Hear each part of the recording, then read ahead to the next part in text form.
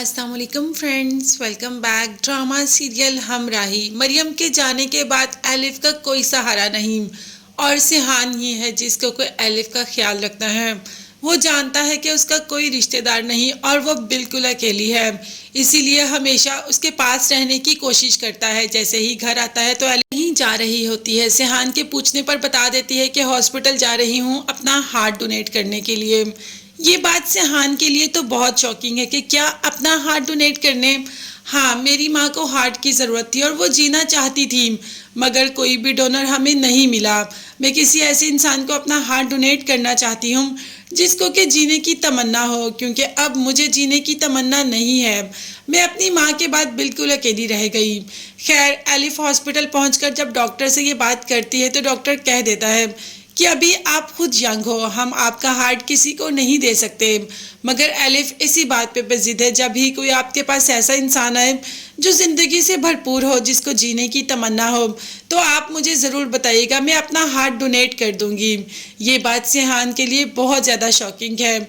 Aahista Aahista elif ने उसके दिल में अपनी जगह बना ली और सिहान नहीं चाहता कि एलिफ अब उसकी ज़िंदगी से कहीं जाए, मगर अभी सिहान भी प्रॉपर इस बात को समझ नहीं पा रहा। एलिफ को कह दिया कि तुम जियोगी, बहुत लंबा जियोगी, तुम्हें अपना हार्ट डोनेट करने की ज़रूरत नहीं।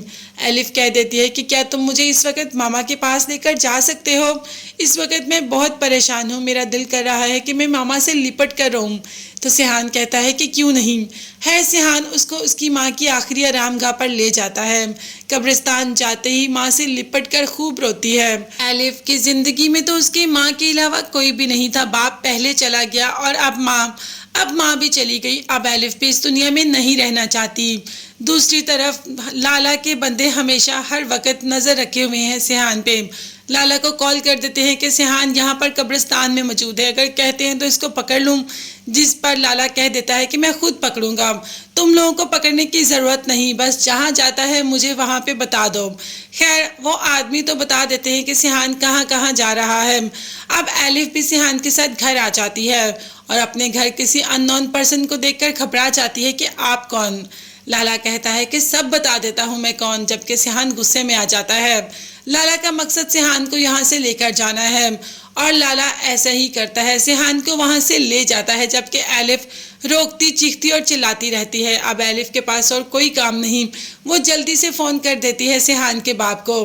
सिहान का बाप तो पहले ही जानता है कि लाला कोई ना कोई हरकत ज़रूर करेगा।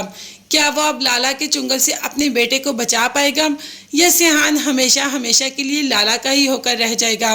लाला उसे कभी भी नहीं छोड़ेगा। देखते हैं आगे सिहान का बाप क्या करेगा अपने बेटे के लिए। तब तक के लिए आप चैनल को सब्सक्राइब कर लीजिएगा, बेल आइकॉन भी प्रेस करें ताकि हर वीडियो आप तक बआसानी पहुंच सके। अपना बहुत ज़्यादा ख्याल रखिएगा और अपनी कीमती दुआ में मुझे और मेरी फैमिली को भी याद रखिएगा। नेक्स्ट वीडियोज़ तक के लिए अल्लाह हाफिज़, bye bye and take care.